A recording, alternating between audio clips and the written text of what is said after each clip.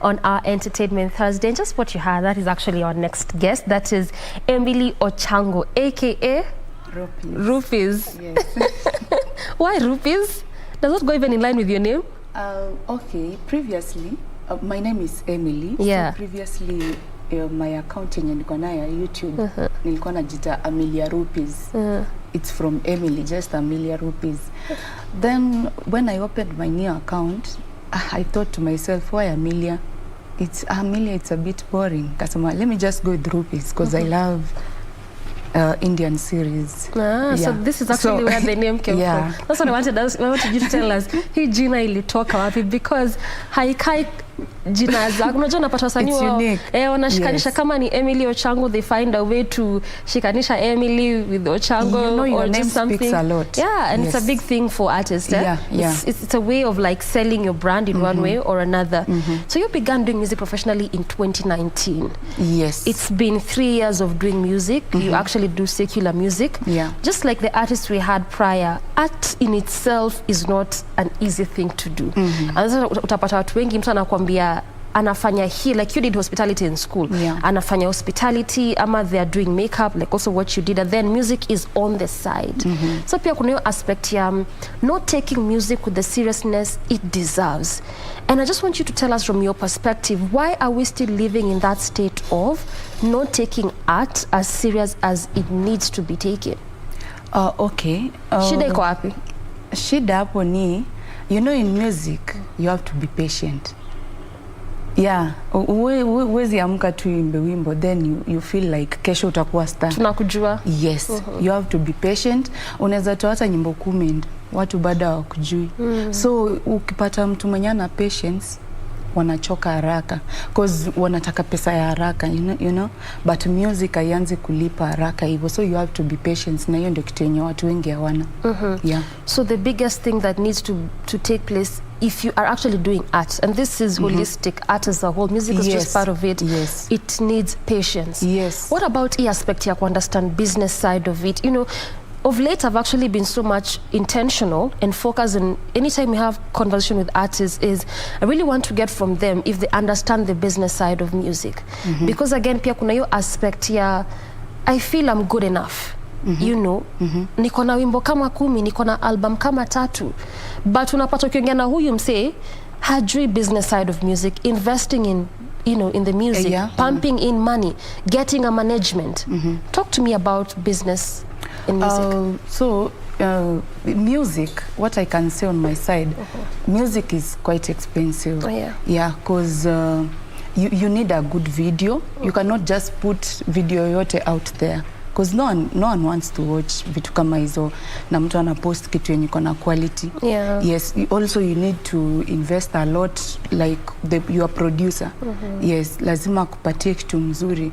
You need a management mzuri yenye itakusell out there, so you need so many things.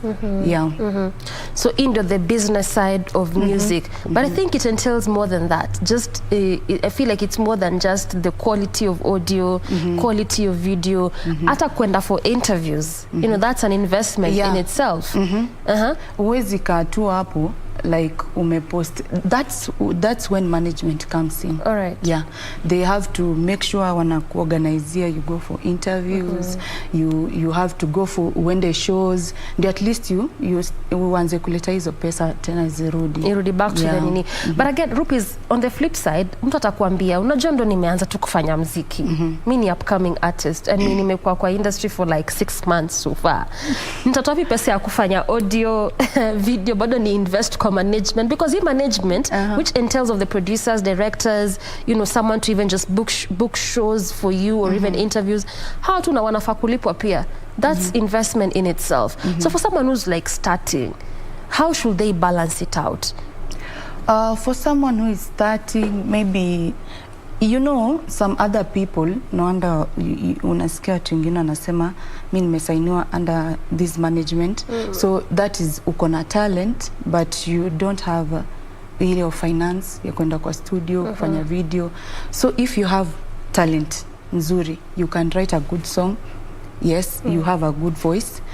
Unaweza enda pale kwa management wa kusign, then they do everything. Ikishaanza kugenerate income, wanajua venye they split the profit. To at least benefit you as an artist, that some of it goes back to the management. Yes. The song that was just playing, iyo ni Tamba. Yes, Tamba. One of your latest song, is it? No. Ama your early songs? Yeah. One of your early songs? Yeah. Okay. It's not one of my latest songs. All right. So what was the idea behind this one? Tamba. Tamba, it's just about love. Yeah. Two people love each other, then the society, you know the society obviously mtaachana tu. Najua hiyo lugha yao ya kawaida. They hate seeing people happy. So it's just for two lovebirds to just tell the community tunatamba kwa mapenzi yetu, you see? Yeah. So ideally, how would you describe your music? My music. Okay, my music is kitu yenye naweza sema, it's one that is aina age limit, like ati ikona zile you listen to gengeton ile like unasikia mpaka unasema no, unasema gengeton ya high schoolers. Yes, siwezi sikiliza hii na watu ama siwezi sikiliza na wazazi hata ukiwatch video you are embarrassed. But mine aina age bracket. Yeah, it's for everyone. Yeah, everyone can listen to it. So from young to old to toddlers, as long as it's good sound to your ears, you can listen to it. Yes. How would you categorize? You've just talked about gengeton, kuna hip hop, kuna R&B, Afro pop. Style yako ni gani ya muziki? African pop. Why? Why did you feel like this is the kind of style you want to do? Because there is one artist who does the same, and I really love her. Nadia. I really love her. And she inspires me a lot. Yes. So we can say that that is the artist that you look up to. But internationally, Rihanna. What is so peculiar about her? Because I was actually even reading through your bio, and you said that this Rihanna is one of those artists that has inspired you, and also inspired you to music. What is it about her craft, ama her style, that really inspires you kama msanii? Okay, when you listen to Rihanna's songs, like hata ukikaa sahi usikilize songs za Rihanna like 15 years ago, do you know they still make sense? Yes. So I love her music because sio kitu inaisha. It's something that even in 10 years to come, people will still be listening. Our kids will listen to those songs. So, and I also love your style yake ya R&B. I love it a lot na namu appreciate. So you talked about Tamba being a love song, more like appreciating people that love each other. Generally, because you see the only song uko nayo, you have you know various other songs, and obviously you're also anticipating to write and do more music. In terms of the kind of content you create, nini haswa mnaangalia? Is this what happens in the society, or looking at what you've been through, even in terms of just relationship? What exactly just informs the kind of content you create as an artist? Okay, first my music is inspired by, you know, society vitu mingi ufanyika siku hizi. Yes, but there is this one song I sang about single mothers, not yet released. Single mothers is a true story. It's my mom's story, and it's a very emotional story. But I was to release it, nika feel bado, I'm not yet ready. But it's a true story. Yo wimbo niliandika true story, what my mom went through. It's yeah. It's quite emotional. Yeah. You can't quite tell us the story? It's too much for you? Yeah. But ideally it was just in terms of appreciating single mothers? Yeah, I really appreciate all the single mothers out there. And I really appreciate my mom. Ndio nifike hapa leo, it's God of course first, then my mom. She has been very much supportive. And hata nikienda studio kurecord wimbo, na nilete, she's the first person anasikia, and she tells me, wow, hii sauti yako ni mzuri, hii wimbo ni mzuri, hata hakuna mtu mwenye anaweza imba vizuri dunia yote kushinda. She really motivates me a lot. Anafanya I really want to sing more and more. Actually, there was a part where you wrote that, I think it was your first song, your mom really supported you. Really? When you talk about support, in what way did she really support you? I mean, maybe you can just break it down for us, because unapatanga again for most artists, yeah, especially of our time, wanasemanga, you know, their parents would say, go to school, get a job, it still is a thing. And again, a good number of them will tell you part of the reason that has contributed to art not growing is that lack of support. And again, it's a lack of support from the people really close to you. So talk about family, parents, brothers, sisters, you know. True. So when you talk about support from mom, what exactly did she do? My mom is always here for me financially. Wow, that's a very big thing. Very, very big. She's always here for me financially. She pays my studio recording, the video. You can see the video I did with Nezo Montana.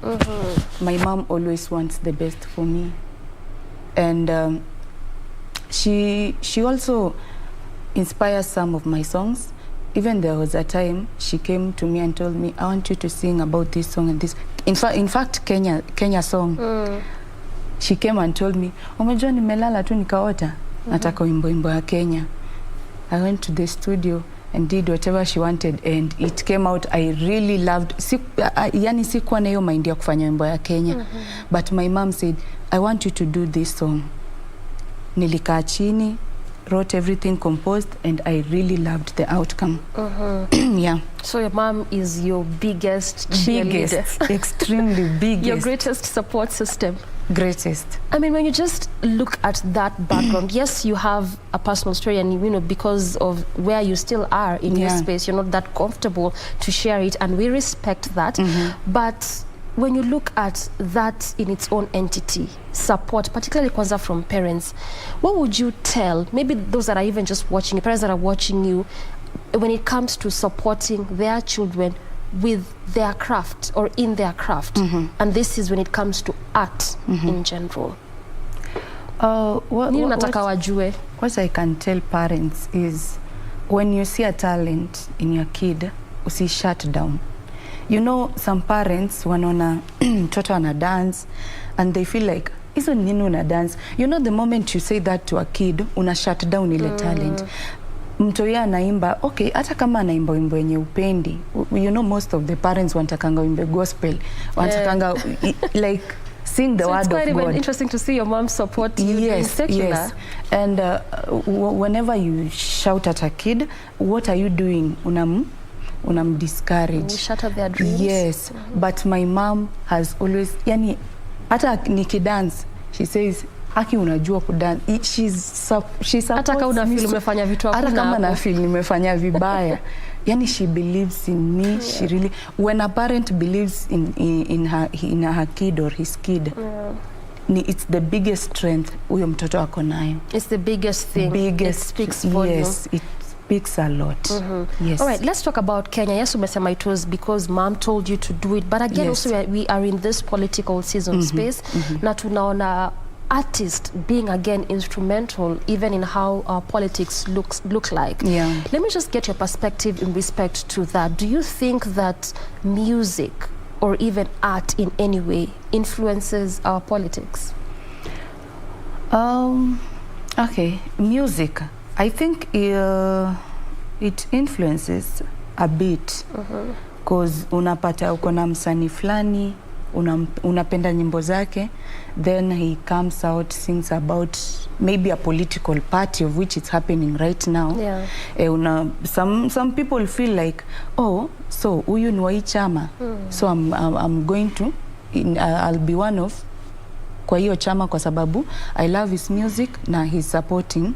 But I personally I feel that should not be it. It should be just a decision yenye we mwenye umemake. Yes. An artist or a song should not influence your anything political. All right, so Kenya in itself, was it in terms of appreciating the country, or was it inclined towards any political affiliation? What was it? First, Kenya, it's first to appreciate our country, how beautiful our country is, and to remind people that our country is beautiful. Let us not destroy it like the year 2007. Yes, let us always remember that we have a beautiful country and we need to maintain it. Yes. So it was more of just ni kama tuseme sensitization. I mean, looking at where we came from, you know, in 2007, 2008. So you composing that song, ni kama to remind as a country, let's not go back there. Let's not go back there. And another thing, it was also to show kuonesha, you know, mimi nikiwa mdogo, kuna vitu zenye hazikukua. Like hii expressway, then Thika nini. Thika super highway. Yes, so many things zime come up. Kenya imeendelea, so we have so many things, SGR, nini. So it's just also to appreciate our president kwa kazi mzuri amefanya. Yes. So basically appreciating our leaders, appreciating our country, and also in a way bringing us together. Yes. You know, a good number of artists, even the spoken word artists, they would really just make pieces, you know, to remind us as a country where we came from and why we don't need to go back there. It's very important. You know, why we should actually uphold and maintain peace. All right, you did hospitality management in school. Yes. You also went and studied a bit about beauty. Then again moved to music. Is it that now you're doing all these three together? Ama you just did this in school, then again moved to music? What is your story? Okay, first, I'm also an actor. Yani wewe ni msanii kabisa. Mimi ni yani usanii kwa damu kabisa. And my mom akona production, Jasena Production, hata niko signed under Jasena Production. She produces TV series. Okay. Yes. She has 2 TV series, Utate and Kezia. So kwa hiyo production, I did the theme songs. The 2 theme songs. I'm also the makeup artist. I'm also nafanya vitu mingi sana hapo. How do you balance all this vitu mingi all together? You know, because art, and especially if you're doing music, music takes a lot. When it comes to composing that content, doing the audio, doing the video, you will sit with some artists and they will tell you, unajua imbo niliandika 2 years ago, and you'd wonder, mbona ukui release? Very true. You know, what I can say in fact, music, anything, by the time unaanza kupost YouTube, if you want YouTube ikulipe, consistency. I always make sure niko consistent. Like, nikifanya kazi ya makeup, like kwa sets, niko na assistant. So I have that time nimemwachia. She does the makeup. Then mimi naenda studio, na record immediately. I plan for a day, go shoot the video. Like, I just nimejipanga tu. Yeah. So let's just try and understand this. I mean, ukiandika nyimbo, for instance, like your latest one, which one is this? Kelele and Kenya. Kelele and Kenya. Yes. We can even talk about Kenya. Of course, the idea comes to your mind, and then you compose, you know, you write. By the time you release the audio, the video, and even release it to the market, how long does this take, and what goes into that process? Talk to us a bit about that. The audio, it takes about 2 to 3 days. My producer is just to record the audio? No, nikienda kurecord nampatia 2 to 3 days, anakuwa amenitumia final. Then obviously the music video just takes, we shoot for a day or 2, then the editing na kila kitu, it's a week. Yes. I felt it was important for me to ask that because, again, going back to what I was saying, we don't take music with the seriousness it deserves. We just feel, by the time it's all complete and done, tunapata music ni like the song, ni 3 minutes, ikienda sana 4 minutes, and someone will think, kitu ya 4 minutes na kutake 2 months, kitu ya 4 minutes na kutake 1 week. My dear, you know, sija record yo imbo ya Kenya video because it has to be shot for a month. And it has to be shot for a month? Yes. And it will take like 3 or 4 minutes? Yes. And we need to travel. We need to go all the way to Mombasa. We need to go to Kitale. We need to go to Kakamega. We have a lot. So iko na gharama mingi. It's the song itself inahitaji 4.5 M. So it's something that inafanya tumejivuta sana because it will take a lot of time. lakini mtu akiwatch ni kitu ya dakika. And so that's why I said again, it was important for me to ask that. Ndio mtu akikuja watch hiyo the music for 3 minutes asema sasa hii kitu ya 3 minutes. They should appreciate. You know? By then they should, whenever you watch something out there, watch video ya mtu amepost, usidharau, because kitu yenye ameweka what he went through behind nini kupost hiyo music video ndio ifike tu hapo. It's not a joke. I mean, look at the finances you have to pump into it. Look at the locations that you have to go. You need to pay the crew. Oh yes. And some locations you actually have to pay for to be there. Pay. All right, so it really entails a lot just coming up with the content or the song or whatever it is. Yes. All right, let's talk about YouTube a bit. You know, because pia unasema when you began your craft in 2019, you had to break up a bit during COVID. Yes. Then again, you picked it up. Was it in 2021? Yes. And then so that you now continued up until where we are right now. YouTube really played a very instrumental role as at that time. It was then, it still is. But what kind of impact did YouTube have to your music? The ones that you still had before you took a break. Before? I will not say that it had a lot of impact because the page itself hiyo nini haikuwa hata imegrow sana. Yes. Sikuwa like sinikwambia sikuwa nimechukua kama business. So I did not even feel the need ya maybe tell more people about it, advertise. It was just sing weka hapo. So now fast forward, in what way is really it playing a role, even in terms of just watu kukujua, maybe if it's giving you income, because again YouTube pia imekuwa platform ya for artists particularly to generate income. Okay.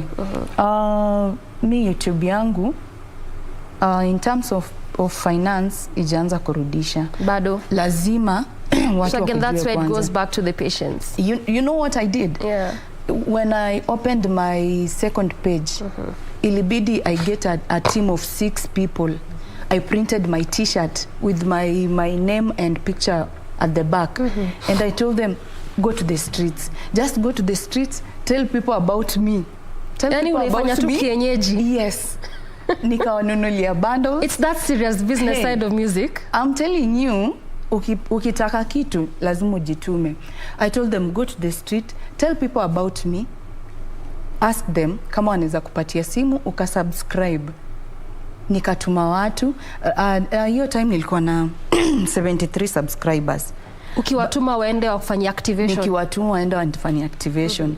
By the time tulikuwa tunafika the next day sasa tulikuwa at 1000. So this was just in one day? It was just in one day. But you invested in it? I had to. You really have to. You know, some of the people wananunuanga YouTube subscribers, but you know the good thing is unafupata watu wenye they accept your music genuinely. So like that is what I wanted. Organic, you know, organic supporters. Noanda nilikuwa nawaambia, tell people about me, don't force anyone to subscribe. Tell them about me, waweke wa hotspot, listen to the music with them. Wakikubali, then you can subscribe. Wow. I mean, it really took you to do this. I mean, do you think then this is one of those biggest challenges in our art industry, and particularly even for upcoming content creators, upcoming artists? My dear, I'm telling you, let me now shock you. Some of them were unsubscribing. You see someone is subscribing, then later on he unsubscribes. Then you're like, guys, really? It's just subscribing. Yani haita kukost kitu. But you know Kenyans, I don't know, sijui wapendi kusapotiana ama ni nini. Watu wanataka sasa kusupport wakati wenye umehit. They are not there for you kama bado. So we should start appreciating our own content. Yes, we should really appreciate. Okay. Listen. Well said, well said. What next for you as an artist? Imekushika kabisa roho. Ilinishika. Okay. So what next for you as a Kenyan secular artist? What should your fans expect? My fans should expect more and more music. But one thing with me, it's that I just don't do like venye nimesema nafanya African pop. I just don't base on that. Yes. So you diversify. Yes. Okay. but kitu yenye siwezi fanya peke yake right now ni gospel. But other things, tutoe gengeton. But hizo zingine, I'm open. I feel like you've opened a box for me to ask other questions, but now we are pinched for time, so I wouldn't do that. But where can people find you on the socials? Okay, YouTube is Rupees Music. Facebook, I have a page, Rupees Music. Then Instagram is Official Rupees. Yes. So they should go there, follow, subscribe, and support. Kindly, please support Kenyan content. Please, yes. And I will remember Kenyan you artists. guys when... when you make it. Yes. All right, so that has been my second guest. That is Rupees, and obviously, again, just talking to us about her journey, her music, and how it has been since 2019 when she began.